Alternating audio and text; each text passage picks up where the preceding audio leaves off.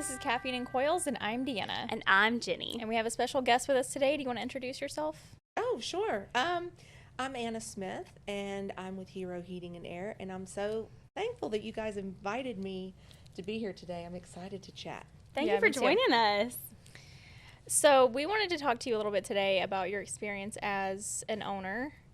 So we're just going to ask you some questions. What inspired you to start or take over an HVAC company? So I don't know that I had a lot to do with it. I think the steps were ordered, to be honest, but I'll share. For those interested, I don't know how interesting this is with everybody else, but I think it is an anomaly, so I'll share that. So I came out of college with a couple of degrees in applied economics, which is really just statistics and data, and how do you interpret data, which is real fun. No, I'm kidding. And so I had an entrepreneurial bug that I couldn't get rid of. So I left this amazing job doing all of that. I was bored to tears, and I started my first business, and I was the operator owner, and that's where I had the most fun, just loving on people and growing a business. But I didn't know how to do the owner part like I knew how to do the operator part, and I learned all my lessons about business pretty much in that moment. So fast forward, I sold it. I was hired on by a large company to teach and train their recruit, teach, and train a huge sales team to grow their company. It was a $124 million company. They invested in me, taught me how to own a company, not operate in it. So like the sandwich came together, right? So unfortunately, they laid off their whole workforce right after COVID. Yeah, and so I took a few years off. Never thought I'd go to the HVAC industry. As you can see, none of that sets me up for this, at least the industry. And my good friend David Fleming owns with me Hero Heating and Air. And I said, hey, David, I got to do something. I still have to get my kid to school. She didn't live in our district. I need to not be on the couch all day. This is killing me. He goes, okay. So I'm like, can I answer your phones? I just had to humble myself and get out of the rut, of not working, because I don't know how you guys are.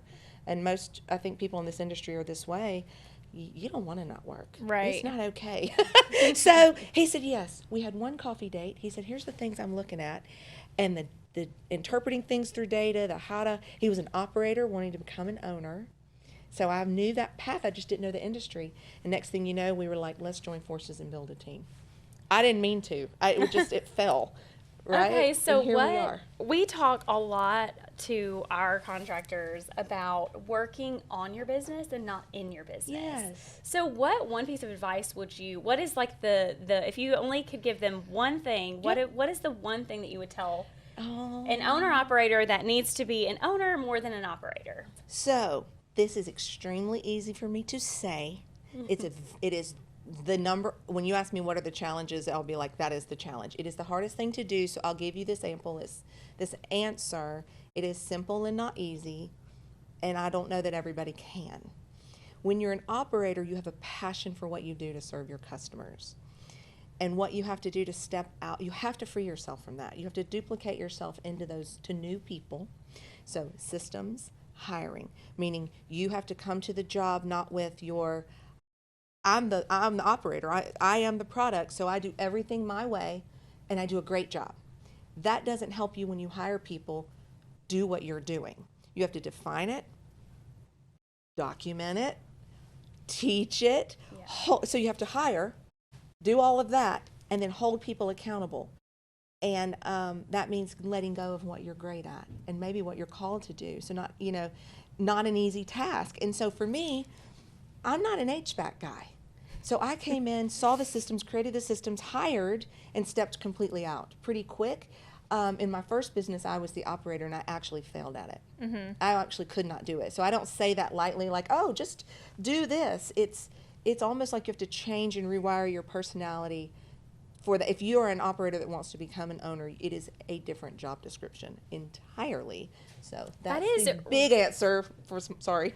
No, that's really good advice, because I think it's honestly humbling to hear someone say, I failed at that. Oh, right? Yeah. And you know what I mean? Like, kind of really separate the ego from that failure and say, I know that didn't work for me, so I approached it differently, and now this time it's working out beautifully. For sure. That's awesome. Sure. Yeah, absolutely. Yeah. So I guess kind of piggybacking on that, what would you say the challenges are that you've faced as a company owner in the HVAC industry? So all business is a challenge. You can know it all, but you can't predict it all. And if you're not in it to assess, measure, adjust, future plan, I mean, it's never going to be a smooth sailing. But please, this is what I tell myself every day, and I hope this helps others. I've sold luxury products. I've owned companies that there's harder markets than selling air. I'll say that. You know what I mean? We sell what our customers perceive as a need Right. and not a want. And it's easy to forget that and get bogged down in how hard it is. But this business is it's because of that we have the advantage. So supply chain or pricing or the economy, yeah, for sure. They've challenged us. You know, people in your company can be, that's never easy. That's part of it. So I wouldn't say specifically anything, is much harder than anybody else has it. And I always like to say we have it easier. And if anybody else can rise to this challenge, so can we, whatever it is. Right. We're just as good. I like that attitude. Yeah. So what has changed in the industry since you've joined it? Gosh, I thought, thank you guys so much for sending me the questions ahead of time. I was over my coffee this morning. I was going over them, and I was so thankful. So thank you, because I would have answered this so differently.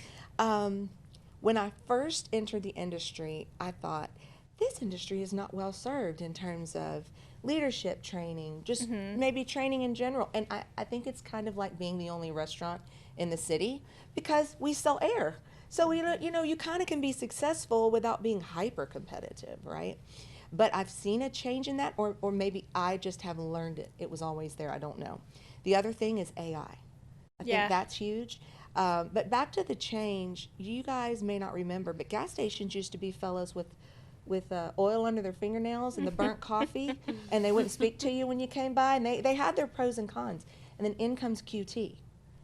And it just completely disrupts how things are done. You walk in, somebody speaks to you, they're all collared shirts, the bathrooms are spotless, like it's a whole new, so I see that happening, and like I said, maybe it was already happening. More and more I see HVAC dealers becoming that, being more competitive, stepping up their game, learning about leadership and excellence and organization, even though we sell something people need. Right. So that's the change I've seen, and I'm 4 years old, so I don't know that that's what has changed. That's just me. Yeah, we're kind of new-ish to the industry too, especially me. Yeah, you get it. So I get it. What would you describe? How would you describe your leadership style? Okay, great question.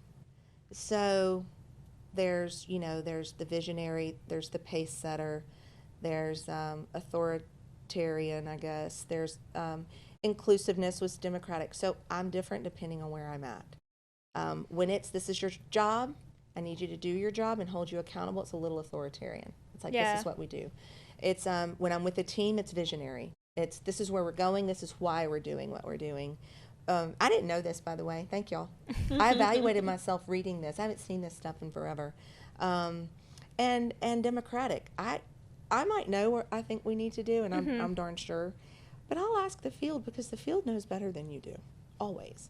And so sometimes I'm like, it's an opportunity to give a bigger picture to them for something they think should happen, and it explains to them, well, this is why we may not do what you're saying, and we can come to a common ground, and then you have buy-in. Or they may bring me something and I go, bingo. So it's like it's part of research. So including them.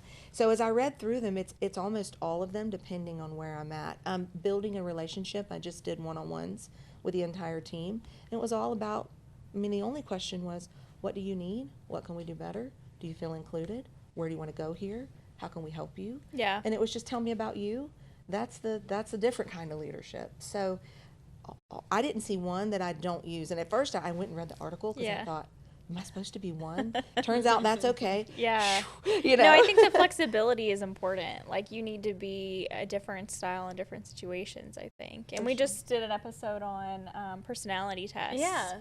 So. And I really love that you talked about it like it's fluid, like depending on where you are and what you're doing. I think we don't really talk about that enough, that leadership doesn't have to be necessarily fit into a box just for, 100%. one style. Yeah.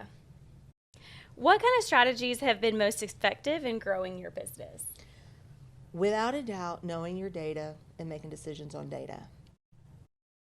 there was a lot of talk. I am sensitive to the words, it feels like this is happening. I think this is happening. And so I guess the old weird training I have that didn't mean to get me here, let's go to the data. Mm-hmm. So every question generated, I have a wonderful bookkeeper slash admin slash everything who I'll say, let's start tracking this, and she will. And she'll do it diligently week after week, and I get reports every week and every month, and we make decisions based on that data instead of what we think and feel. I think that, I know without a doubt, it's not fun, it's not glamorous.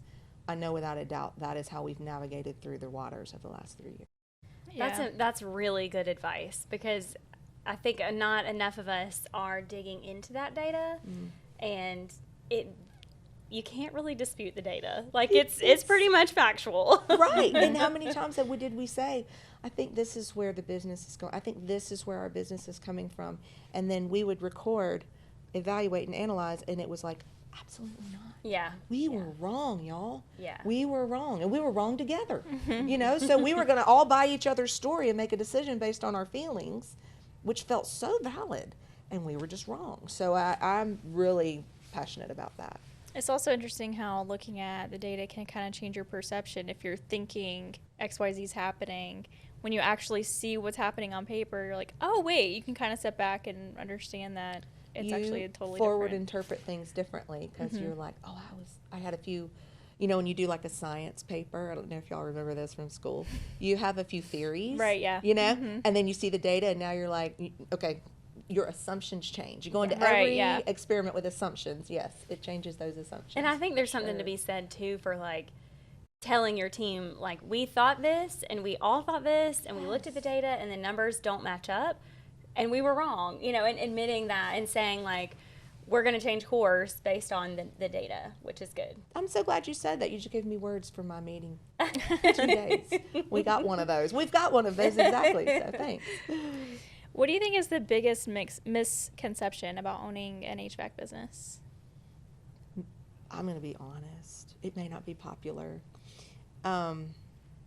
This is a combination of the schooling and the last 2 businesses. I don't think you need to be a technician to run a successful business. I don't know that that's the most popular thing. I could be wrong, and I am open to being completely wrong about that. But like we talked about, the skill set, the drives, the experiences that allow you to guide and decide, and team building and strategy and decision making and data track aren't necessarily what make you a great technician. So what I learned in school, and what has proven true for me, is whether it's an ice cream shop on the beach or hot dog, we literally did word problems, hot dog stand on the beach, widget factory, hat factory, whatever, the reports you look at, the way you evaluate a for-profit business are the same. And it really doesn't matter. A gas station, it's the same. Inputs, outputs, people, all of that. The caveat to that is communicating with a team of technicians who really, their highest reverence is the old guard. Because you can't learn or get to 30, 40, 50 years of technical experience and the genius that brings, that's my partner, by the way, without earning it. You can have a PhD in HVAC, whatever. You can do whatever you want. But you can't be those guys. And that's who they revere. And so if you don't really speak the language, you might feel it's an alien. There's an alienation, or you seem like an alien, I should say. So while that is the misconception, I think I don't know that a technician and an owner are the same personality type and all that stuff. But I have thought about getting my license. Oh, yeah. To help that. I would totally advise that you go down that path. So we are obviously not licensed, but we did go through and take the EPA 608 course. Yeah, absolutely. And took the test, and, texted each other panicking, like we were like, oh my gosh, this is going to be so hard. I don't know if I'm going to pass this. But there is so much growth in getting out of that comfort zone and putting yourself through something that would not necessarily be it's not a part of our day-to-day task within our role here, But I think it has really given us a new perspective and a lot of new knowledge that we didn't have before. So I would definitely recommend it. I think it would be so good. Thank you. That's probably just what I needed to hear, because I'm firmly on the fence about it. But I love that, and I think it opens your eyes to what they're doing. Yes, What's absolutely. so hard about what they do? We can say it, and I believe it, but I don't understand it. Yeah. But when you test for the stuff they're doing, you get it. And that was, yeah, and that we did an entire episode on, what our process was and what made it difficult for us, because we're not necessarily technical people, super technical people. So anyways, I think that's a great idea. I love your suggestion. Thank you. What has been your proudest moment as an HVAC owner? Oh, thank you for that question. I don't really get proud. I'm like, if something good happens, I think, well, that was lucky. Somebody else gave me that opportunity. And then I'm just, what's next? And then I talk myself out of being proud so fast. Oh, geez. I mean, I'm so excited to be here. I love speaking events and engagements. So I always but I think that's because it's what I love. I don't know if I was super proud the year we did our banner year, but I'm super proud now, because we're making the changes and we're opening new divisions that insulate us against Mother Nature, against industry disruptions. Like, I love the process of the challenge as much as I love the win. I don't really do a lot of proud, because it makes me wonder, am I being prideful? Yeah. That makes me nervous, and so I hate to not have an answer. I do struggle with that. I don't stop. No, I hear you on that. Yeah. Yeah. I apologize. No, for I'm sure. so proud of our team, though. I'll say that. Like, I'm so thankful for them. Yeah. Yeah. How do you balance running a company with other aspects of your life? Oh, that's easy. I'm not an operator. I don't do the day-to-day unless I'm made to. Yeah. So, I mean, because of my past, I intentionally went in setting that up. And we came in, coming as an owner-operated company, which is like, I don't know if y'all have ever heard the difference in self-employed and business ownership. Mm-mm. Okay. I won't do it now. Okay. But self-employed is you work for the customer and they kind of own you. You're Okay. answering your phone till Sunday at night. You're okay. Business ownership is you teach and train your customers and your team when your business hours are. Oh. So, I mean, I've had it worse. I don't work. I mean, I am passionate with our team about, I don't working after 5. Don't touch this on the weekend. Right. We don't pick up the phone. We honor our hours, and you teach and train people how to treat you, right? So it's okay to run it like a business. You don't have to be available all the time and wear yourself out. I've done that. That leads to selling and exiting an industry and not serving people anymore. So I came in that way. So I work on the weekends and after hours, but it's an anomaly, and it's needed, and it's my job. Yeah. Because it's all up to me. Their livelihoods and everything are up to me. So, but they should not. And our customers, over the last 4 years since I've been around, we went from 5 to 10 calls over the weekend a lot to, even in the freezing weekends, maybe 1. So it works. I Teach and think train that those boundaries. is something Yeah. to be said for any industry and any role that you're in. I always tell people, I even tell my mom, because she is a workaholic, you set your precedents. Mm-hmm. What you allow is what will continue. So I think that's really good advice for anyone in any career It at came any from time. all of life. It didn't Yes, come from the yes, industry. yeah. You nailed it. You're so right. What advice would you give to women considering a career in HVAC? Do it. Do it. I love that advice. I do not see any obstacle, challenge, because I'm a woman. Mm-hmm. Period. It's except for we're not everywhere. That's it. And I don't know that that's a challenge or that's not a con. We're just kind of new. I say, And Yeah. I feel like we bring so many different rich aspects to the industry that really, it's not common. It's not super common to see a ton of women in this industry, especially not as technicians. And I think that there are things that women bring to the table that men just don't. We just look at things differently. We have a different perspective. And so I think it's great. The more women that join us, the more excited I get. I especially love what you said. Technicians, leadership. They're in the office, and that's great. That's great. That's just a natural. But if you don't mind getting under a house and you want to do that, do not even pass go. We need you in the industry. I don't care what your you know, if you're a boy or a girl, I don't care. We need you in the industry. Yeah. Leadership, we need you in the industry. And I'm a firm believer that teams with men and women are better than teams with men alone or women alone. Yeah. So the mix 100%. is where the magic is to me. Not one's better than the other so much, but I want women and men everywhere. Oh, yeah. You know what I mean? The division, Absolutely.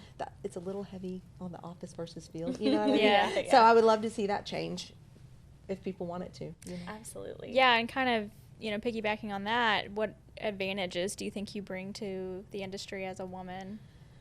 So, oh gosh, thank you for that. Thought provoking. And I'm going to be honest and tell you, I think we all bring our unique conditioning and experiences and education to a position. Mm-hmm. I love the mix of men and women. I think that's magic. I don't think what I bring is because of being a girl or not being a boy or better than the guys or anything like that. I just think it's just everybody's so unique. Mm-hmm. I really believe in that snowflake philosophy, and I just think you bring who you are.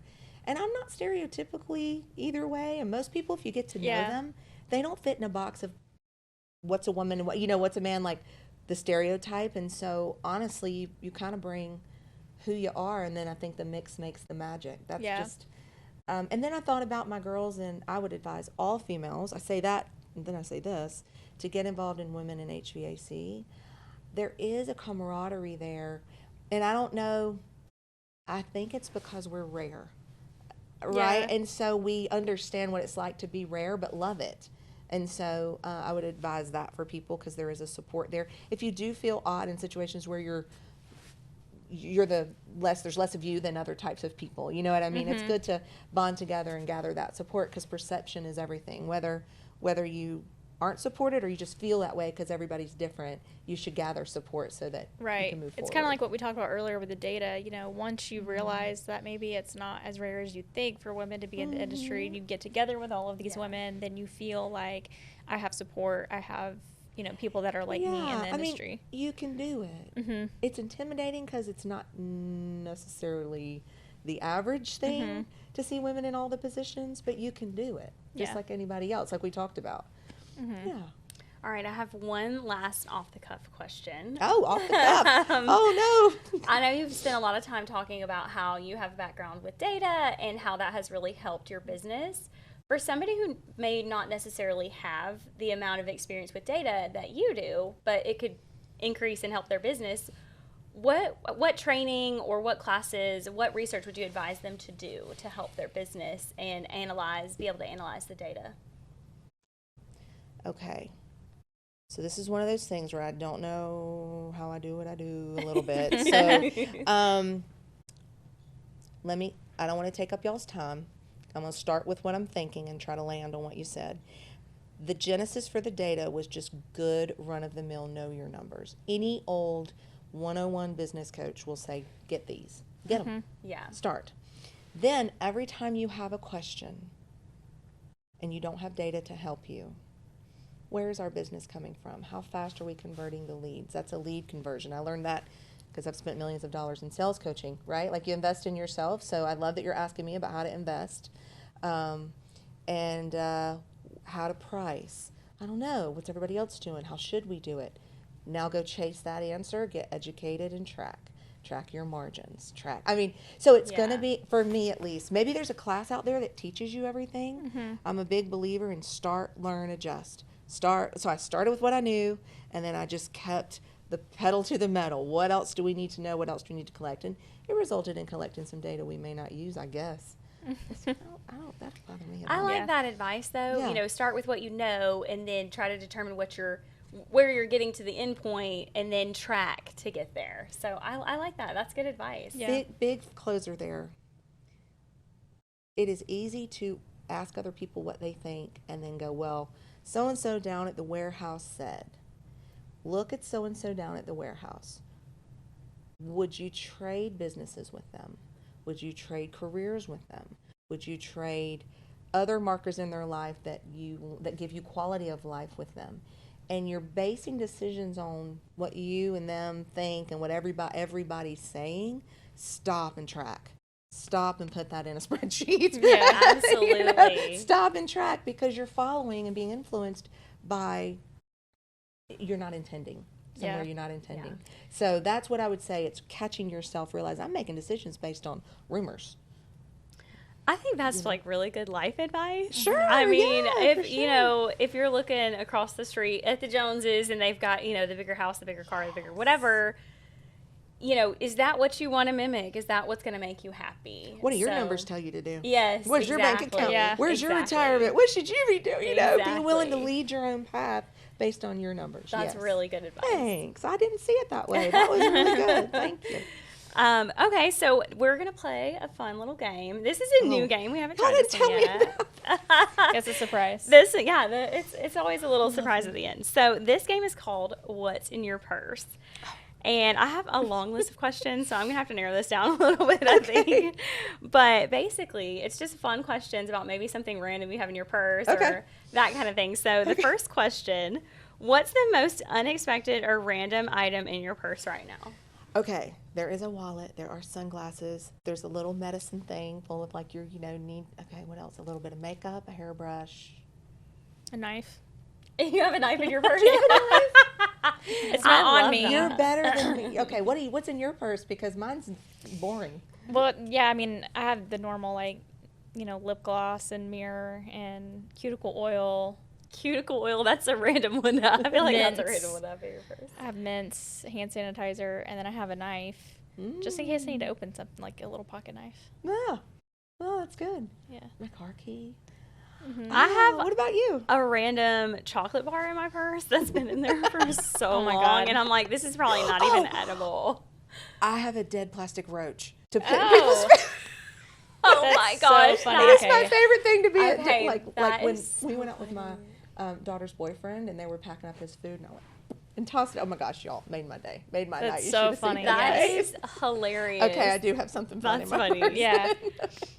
Okay, what's in your purse that you carry, but you probably rarely use it? I'm trying to think of what is My in knife. No, I'm just kidding. Yeah, yeah.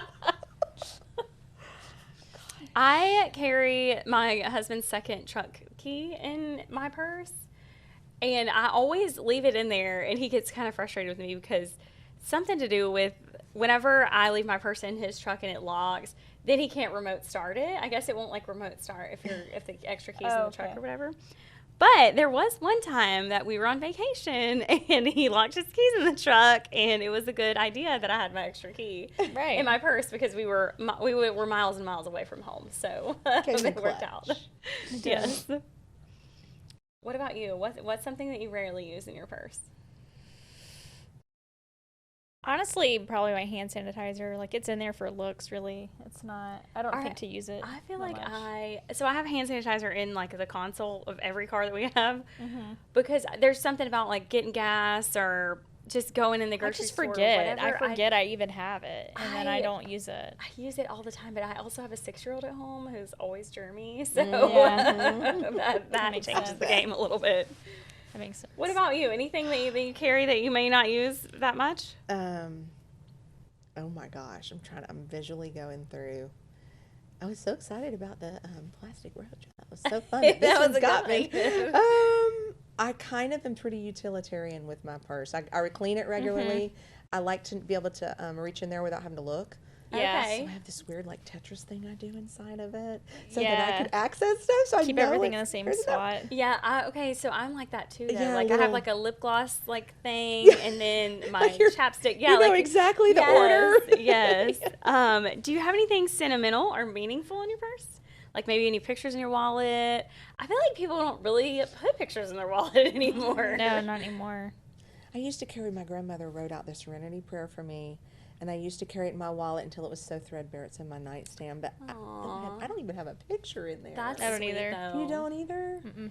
I don't think I have You don't have anything sentimental. sentimental? I have a keychain that my son, like I guess they made them and then like they shrunk it. It was kind of like one of those shrinky dink things or whatever.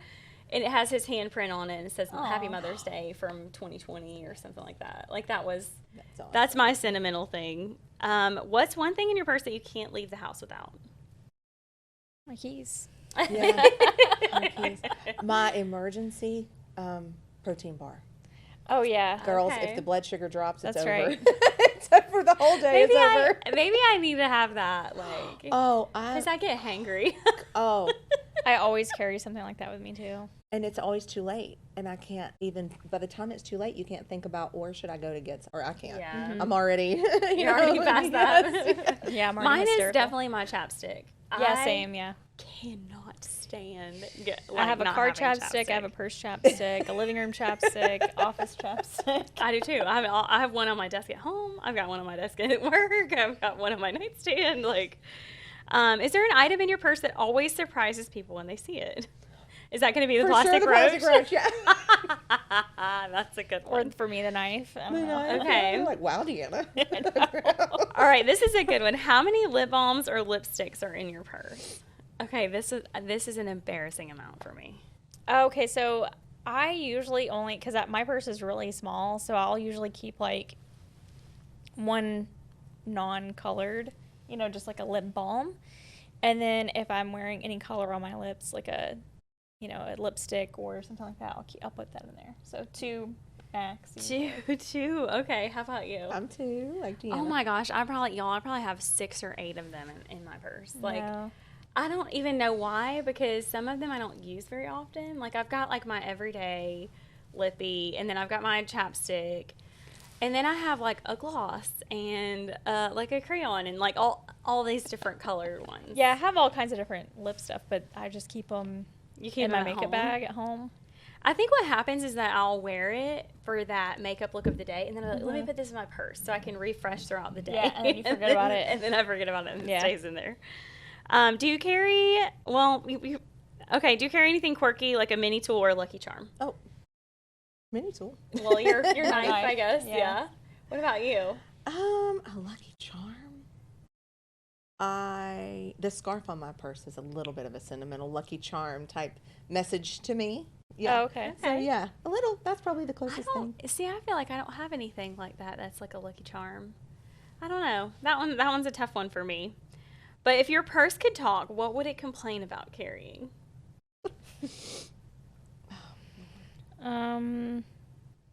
Probably when I overstuff it, like when all of a sudden when I go on a trip or go to the doctor's office and suddenly I think I'll never come home again, and I put everything I own in it, like I'll put extra snacks and my Kindle and charger, when I overstuff it to where I can barely zip it, that's probably what it would complain about. I feel like I have 2. So I have a phone charger and an Apple Watch charger that live in my purse, because when we travel, I just like that seems to be the thing that I just can't remember to pack. Mm-hmm. So they just stay in there. And then whenever I travel, I always stuff my purse in my laptop bag. And then my laptop bag won't close. So like that's probably like the complaint my purse would have. What about you? Probably like what Deanna said, just overstuffing I'll put a snack and a drink and everything. It's not made. Doesn't want all that. Yeah. Yeah. And you can tell, but I do it anyway. All right. Well, thank you so much for joining us today. Yes, thank guys. you. Thank you guys. That's all for today. Don't forget to rate, review, and subscribe.